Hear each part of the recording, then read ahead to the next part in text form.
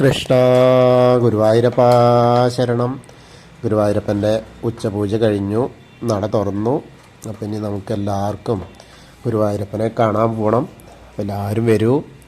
ഇന്ന് ആ ചതുർബാഹുവായ ദേവകൾ അർച്ചിക്കുന്ന വിഗ്രഹത്തിൽ എന്താണ് ഇന്ന് കളഭം കൊണ്ട് ചാർത്തിയിട്ട് ഭക്തരെ അനുഗ്രഹിക്കാനായിട്ട് നിൽക്കുന്നത് എന്നറിയാനുള്ള ആകാംക്ഷയായിട്ട് നമ്മളിങ്ങനെ പോവുകയാണ്.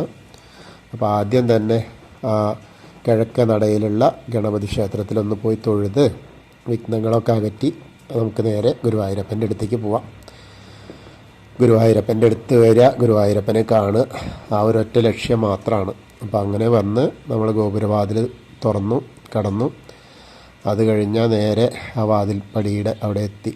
വാതിൽപ്പടിയുടെ അവിടെ എത്തുമ്പോൾ തന്നെ ഇതാ പുറത്തേക്ക് ഇങ്ങനെ ആ ശ്രീകോവിലിനുള്ളിലെ ദീപങ്ങളുടെ പ്രഭ വരുന്നു.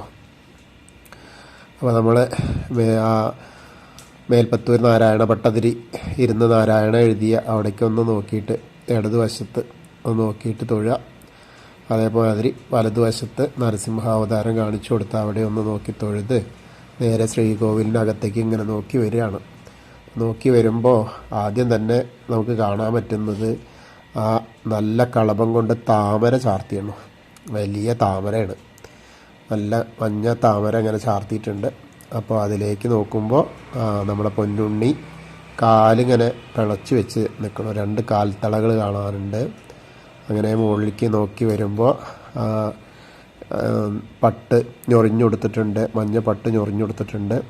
അങ്ങനെ നേരെ വരിക. നേരെ വരുമ്പോൾ മാറിൽ അരയിൽ കിങ്ങിണിയുണ്ട്, മാറിലൊരു മാങ്ങാമാല ഉണ്ട്, അതുപോലെ തിലകം കൊണ്ടുള്ളൊരു മാലകളുണ്ട്, പിന്നെ ഗോപിക്കുറി വെച്ചിട്ടുണ്ട് തിലകം കൊണ്ട്, അതേപോലെ കൈവളകളുണ്ട്, തോൾവളകളുണ്ട്. ആ തോൾവളകളുടെ അവിടെയുണ്ട് തിലകം വെച്ചിട്ടുണ്ട്. ആ തിലകങ്ങളുടെ പ്രസരണം ആണ് ആ നെയ്വിളക്കിൻ്റെ സ്വർണ്ണവിളക്കിലുള്ള നെയ്വിളക്കിൻ്റെ ആ പ്രഭയും ഇതും കൂടി കാണുമ്പോൾ, രണ്ടും കൂടി കാണുമ്പോൾ ആകെ മഞ്ഞ കളറാണ് കേട്ടോ ശ്രീകോവിൽ മുഴുവൻ. അപ്പോൾ അങ്ങനെ കാണാൻ നല്ല രസമാണ്. അങ്ങനെ നോക്കി വരുമ്പോൾ 2 കയ്യിലും അതാ കൈവളകൾ ഇട്ടിട്ടുണ്ട്. പൊന്നുണ്ണിയുടെ കയ്യിൽ പൊന്നോടക്കുഴലുണ്ട്. താമരയിൽ നിൽക്കുന്ന കാലുകൾ പിണച്ചു വെച്ച് നിൽക്കുന്ന പൊന്നോടക്കുഴൽ വിളിക്കുന്ന പൊന്നുണ്ണിക്കണ്ണനാണ് കേട്ടോ. ചെറിയ പൊന്നുണ്ണിയാണ്, ഒരു 1-1.5-2 വയസ്സൊക്കെ ഉള്ളൂ, അത്രേ തോന്നുള്ളൂ. അപ്പോൾ നല്ല കാഴ്ചയായിട്ട് കാണാനുണ്ട്. അപ്പോൾ എല്ലാവരും ആ ഗുരുവായൂരപ്പൻ്റെ ആ ചതുർബാഹുവായ വിഗ്രഹത്തിൽ ഇന്നത്തെ കളഭം കൊണ്ടുള്ള അലങ്കാരം കണ്ടോളൂ.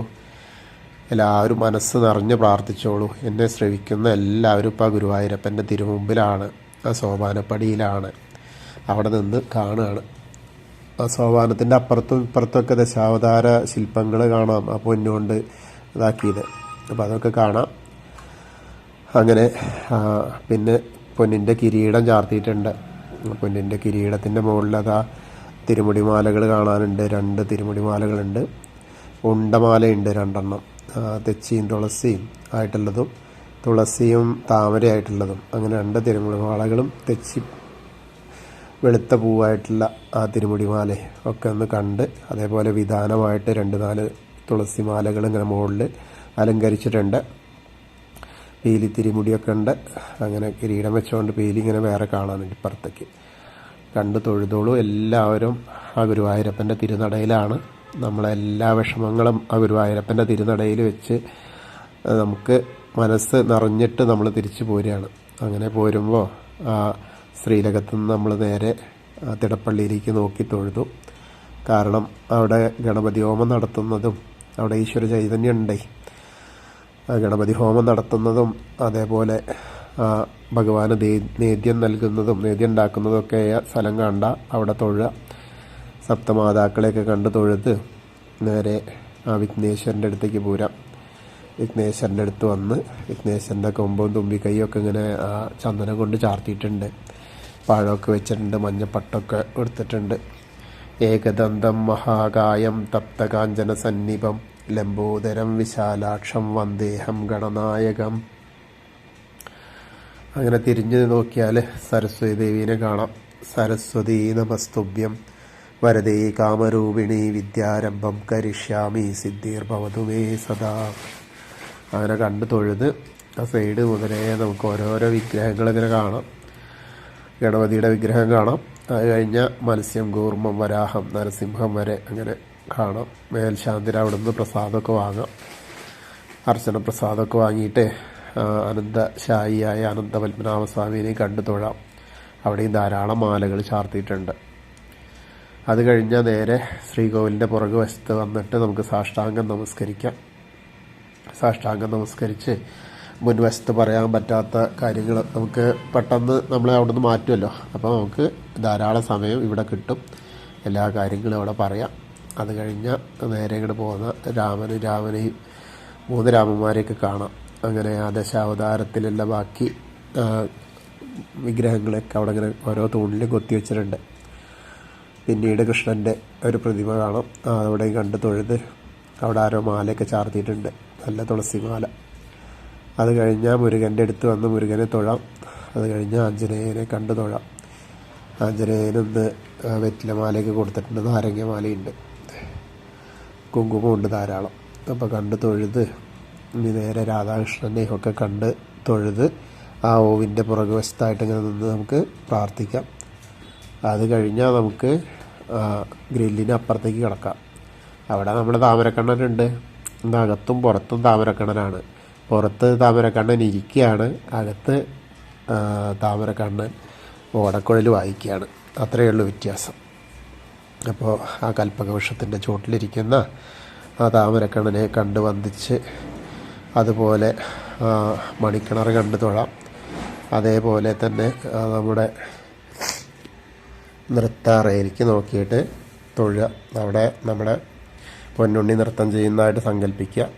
കിടാവിളക്കുണ്ട്, അത് കണ്ട് നേരെ വടക്കേ നടയിലേക്ക് ഇങ്ങോട്ട് വരിക. അങ്ങനെ കുറൂരമ്മേനി നാരദരിയൊക്കെ കണ്ട് തൊഴുത് വടക്കേ നടയിൽ കൂടെ പുറത്തിറങ്ങി ഇനി ആ പ്രസാദമൊക്കെ കൊണ്ടുവന്ന പ്രസാദമൊക്കെ വാങ്ങിയിട്ട് എടത്തരികത്തുകാവിലെ ഭഗവതീനെ കാണാൻ പോവാം. അങ്ങനെ വന്ന് തൊഴാം. ഭഗവതി അവിടെ വളരെ നല്ല മനോഹരിയായിട്ടിരിക്കണം. വട്ടൊക്കെ ഞൊറിഞ്ഞ് ചാർത്തിയിട്ട് ഇങ്ങനെ ഗോളകൊക്കെ ഇറക്കിയിട്ട് നന്നായിട്ടുള്ള ആ ഒരു കാഴ്ചയാണ് കാണാനുള്ളത്. സർവമംഗളമാംഗല്യേ ശിവേ സർവാർത്ഥ സാധികേ ശരണ്യേ ത്രയംബകേ ഗൗരി നാരായണി നമോസ്തുതേ. അങ്ങനെ അമ്മേനെ തൊഴുത് നമ്മൾ നേരെ മമ്മിയൂരപ്പനെ തൊഴാൻ നോക്കാം. നമശിവായ നമശിവായ നമശിവായ എന്നുള്ള പഞ്ചാക്ഷരി മന്ത്രം ജപിച്ച് മമ്മിയൂരപ്പനെ പ്രാർത്ഥിക്കാം. അത് കഴിഞ്ഞാൽ നേരെ കൊടിമരത്തിൻ്റെ അവിടെ നിന്ന് നോക്കാം. കൊടിമരമൊക്കെ കണ്ട് ഇങ്ങനെ വന്ന് അവിടെ നിന്ന് ഒരിക്കൽ കൂടി നമ്മൾ ആ ശ്രീലകത്തേക്ക് നോക്കിയാൽ നമ്മളെ പൊന്നുണ്ണി താമരക്കണ്ണനെ അവിടെ നിന്ന് കാണാം. അങ്ങനെ കണ്ട് കൂത്തമ്പലത്തിൻ്റെ അവിടെ വന്ന് കൂത്തമ്പലത്തിലേക്ക് നോക്കി തൊഴാം. അത് കഴിഞ്ഞ് അയ്യപ്പസ്വാമിയുടെ അവിടെ വന്ന് തൊഴാം. അയ്യപ്പസ്വാമീനെ കണ്ട് തൊഴുത് ഭൂതനാഥ സദാനന്ദ സർവഭൂതദയാപര രക്ഷ രക്ഷ മഹാബാഹോ ശാസ്തേ സ്തുഭ്യം നമോ നമ. അങ്ങനെ കണ്ട് തൊഴുത് പ്രദക്ഷിണമായിട്ട് പടിഞ്ഞാറ നടയിലെത്തി. പടിഞ്ഞാറ നടയിൽ നിന്ന് ഗുരുവായൂരപ്പൻ്റെ ദീപസ്തംഭത്തിലെ വേണുഗോപാല സ്വരൂപവും അതുപോലെ കൊടിമരത്തിലെ വേണുഗോപാല സ്വരൂപവും കണ്ട് തൊഴാം. കൃഷ്ണായ വാസുദേവായ ഹരയേ പരമാത്മനി പ്രണതക്ലേശനാശായ ഗോവിന്ദായ നമോ നമ. ഹരേ കൃഷ്ണ.